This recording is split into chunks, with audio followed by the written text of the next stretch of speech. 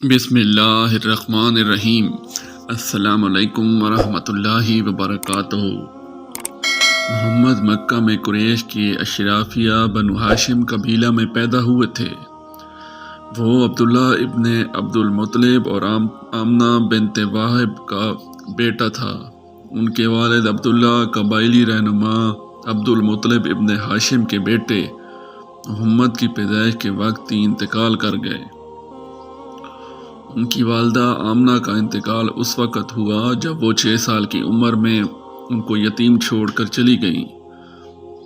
ان کی پرورش اپنے دادا عبد المطلب اور چاچا ابو طالب کی دیکھ بھال میں ہوئی۔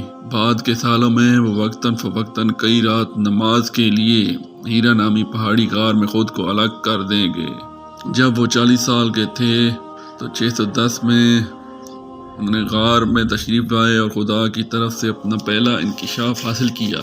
613 میں محمد صلی اللہ علیہ وآلہ وسلم نے ان انکشافات کو عوامی طور پر تبلیغ کرنا شروع کر دیا، یہ اعلان کرتے ہوئے کہ خدا ایک ہے، خدا کے سامنے اسلام زندگی کا صحیح طریقہ ہے، اور یہ کہ وہ خدا کے ایک نبی اور اللہ کے رسول ہیں جو اسلام میں دوسرے نبیوں کی طرح ہیں۔ محمد صلی اللہ علیہ وآلہ وسلم کے پیروکار ابتدائی طور پر تعداد میں بہت کم تھے اور انہیں 13 سال تک مکہ کے پولیسٹریسیوں کے ذریعے ظلم و ستم کا سامنا کرنا پڑا۔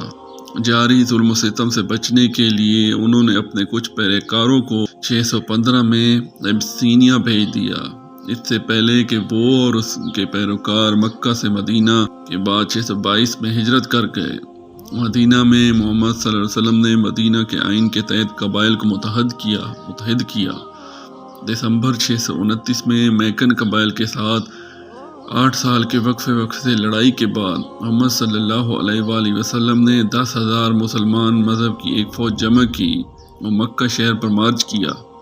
فتح بڑی حد تک غیر مقابلہ ہو گئی۔ الوداعی زیارت سے واپس آنے کے چند ماہ بعد 632 میں وہ بیمار ہو گئے اور ان کی وفات ہو گئی۔